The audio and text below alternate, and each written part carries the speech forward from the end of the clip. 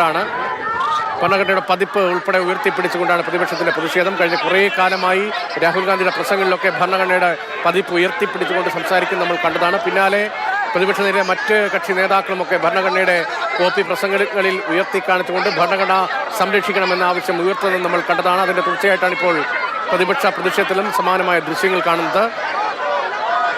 എംപിമാരെ വാഹനത്തിലേക്ക് കയറ്റുകയാണ്, arrest ഭരിക്കുകയാണ് എംപിമാർ. എന്താണ് ഈ ദൃശ്യങ്ങൾ എന്ന് മനസ്സിലാക്കുന്നത്? അർജുൻ തുറന്നുണ്ട്. അർജുൻ, പ്രവർത്തകരെല്ലാം പ്രവർത്തകരെന്ന് പറയുമ്പോൾ പ്രധാനപ്പെട്ട നേതാക്കൾ തന്നെയാണ് എംപിമാർ. അവർ അറസ്റ്റ് ഭരിക്കുകയാണോ? രാഹുൽ ഗാന്ധിയും വാഹനത്തിലേക്ക് കയറിയോ? അത്തരത്തിലുള്ള കാര്യങ്ങൾ തന്നെയാണ് ദൃശ്യത്തിൽ നിന്ന് മനസ്സിലാകുന്നത്. അറസ്റ്റ് ഭരിക്കുകയാണ് എന്നുള്ള കാര്യം ഇപ്പോൾ എല്ലാവരും അറസ്റ്റ് ഭരിക്കുകയാണ് സ്വയം. രാഹുൽ ഗാന്ധി അതിൽ മുന്നിട്ട് തന്നെ നിൽക്കുന്നുണ്ട്. എംപിമാരെല്ലാവരും അറസ്റ്റ് ഭരിച്ച് സ്വയം അറസ്റ്റ് ഭരിച്ച് എന്തായാലും വാഹനത്തിനകത്തേക്ക് കയറിക്കൊണ്ടിരിക്കുകയാണ്. ഒരു തരത്തിലും മുന്നോട്ട് പോകാൻ അനുവദിക്കില്ല എന്നുള്ള കാര്യം പോലീസും അർദ്ധസൈനിക വിഭാഗവും അറിയിച്ചിരിക്കുന്നു. മറ്റു മാർഗങ്ങളില്ല.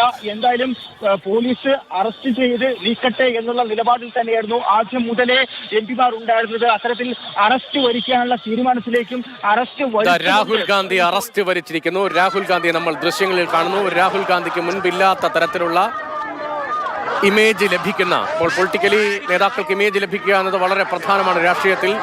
രാഹുൽ ഗാന്ധിക്കെതിരെ നിരവധി ആക്ഷേപങ്ങൾ ഇപ്പോൾ ഈ സമരത്തിന്റെ ഭാഗമായിട്ടുള്ള പ്രതിപക്ഷ നിരയുടെ ഭാഗമായി ഇപ്പോൾ നിൽക്കുന്ന നേതാക്കളുടെ ഉൾപ്പെടെ ഭാഗത്ത് നിന്ന് പലപ്പോഴും ഉണ്ടായിട്ടുള്ളതാണ്. രാഹുൽ ഗാന്ധിക്ക് വലിയ ഇമേജ് ലഭിക്കുകയാണ്. രാഹുൽ ഗാന്ധി ഉയർത്തിയ ഒരു പ്രശ്നം, ആ വിഷയത്തിൽ സജീവമായ ചർച്ചയും പ്രതിഷേധവും ഉണ്ടാകുകയാണ്. പ്രതിപക്ഷ നിരയാകെ കോർത്തിണക്കാൻ വോട്ട് കവർച്ച ആരോപണത്തിലൂടെ രാഹുൽ ഗാന്ധിക്ക് കഴിഞ്ഞു എന്ന വ്യക്തിപരമായ നേട്ടവും രാഹുൽ ഗാന്ധിക്കുണ്ട്.